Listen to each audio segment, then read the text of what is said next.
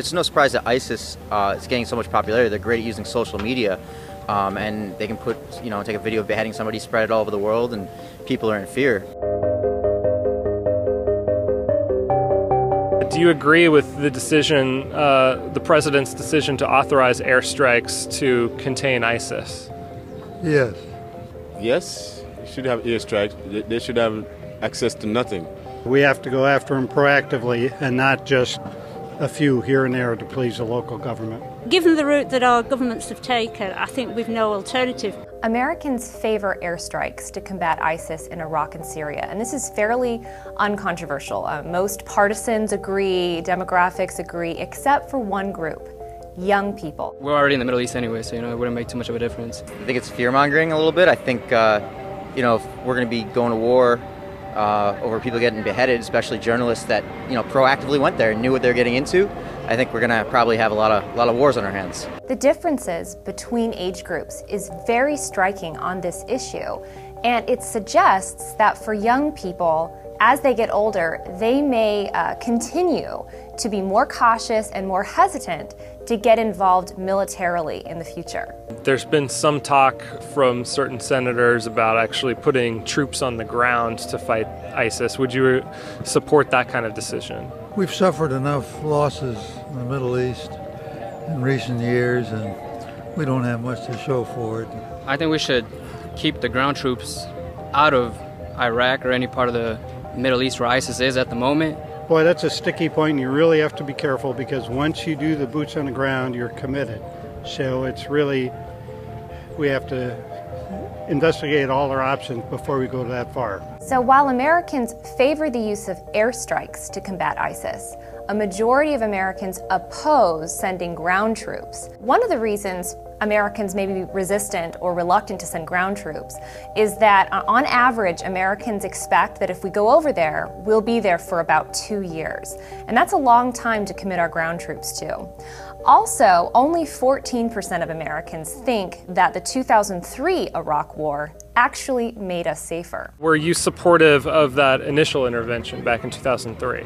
Most definitely, yes. No, I mean, there was no reason for us to get involved. They had nothing to do with 9/11. I think 6 different commissions looked into it, found no link. It was complicated then. I ended up, I can't say I supported it, but I didn't object to it.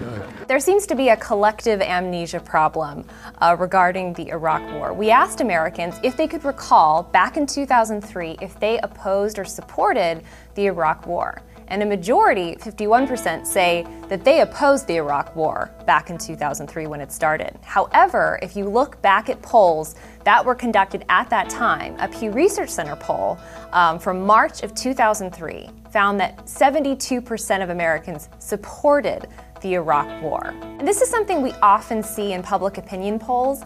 People tend to want to say they supported the winner and they opposed the loser. And this tells us something about how Americans view the Iraq War. Congress was actually on recess and never weighed in. Do you think that's a problem? I mean, the Congress should, because they're here to set an example. What's right? They're afraid they're not going to get reelected. That's what it's all about. I don't think it's right. Congress has the right to declare war. I think that they should be voting on that. I think that's their job, but they haven't really wanted to do their job lately. So it's a hot button issue, and that's going to affect the jobs of members of Congress. And so they don't want to be on the record one way or another. I can understand that. Sure. If I were in their shoes, I'd probably act the same way. Americans feel that Congress is unwilling to take accountability when it comes to combating ISIS.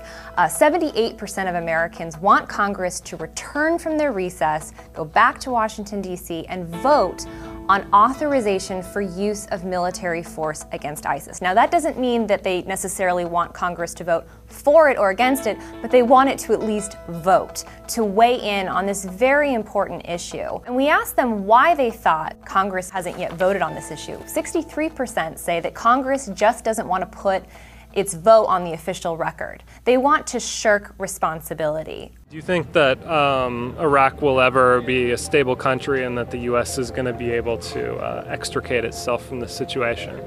No, I honestly don't believe it. There's too many factions over there that don't get along with each other. I can't see it happening until within our own Muslim communities we get them actively reacting to their own. Personally, I think it's gotten to the point like we've been so involved in the Middle East that if we were to pull out, it just regressed back to where it was before we got there. Americans are starting to feel that when we get involved, there is a risk that it could turn around and backfire. An example of this is that a majority of Americans oppose arming Syrian rebels. One reason for that is that Americans think there's, on average, a 78% chance that those weapons will be turned around and used against the U.S. and our allies. Americans are going to appreciate politicians who can demonstrate an ability to be deliberative, but also strong in how they make foreign policy decisions.